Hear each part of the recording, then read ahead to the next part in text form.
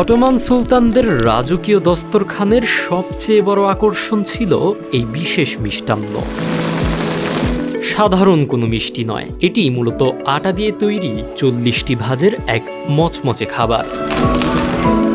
তুরস্কের সুলতানদের প্রাসাদে অত্যন্ত নিপুণ হাতে তৈরি হতো এই শাহী খাবার। বিশ্বজুড়ে সমাদৃত এই খাবারের নাম বাকলাভা।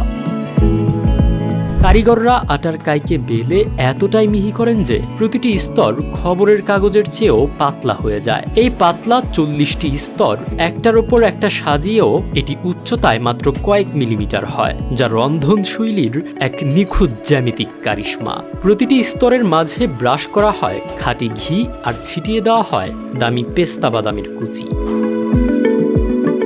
এরপর ওভেনে সোনালি করে সেকে ওপর থেকে ঢেলে দেওয়া হয় টলটলে চিনির শিরা। আমাদের ভিডিওগুলো সিলেট থেকে দেখছেন আমিনুর রহমান ইমন, চাঁদপুর থেকে দেখছেন মোহাম্মদ জিরোম্যান, ভারতের পশ্চিমবঙ্গ থেকে দেখছেন আসকাম ফারুক, ইমদাদুল হাসান দেখছেন নরসিংদী থেকে এবং বরগুনা থেকে দেখছেন মোহাম্মদ শাওন ইসলাম জয়। আপনি কোথা থেকে দেখছেন তা জানিয়ে দিন কমেন্ট বক্সে। কামড় দিলেই পাওয়া যায় মচমচে স্বাদের অনুভূতি, আর পরক্ষণেই মুখে ছড়িয়ে পড়ে বাদাম আর ঘিয়ের আভিজাত্য।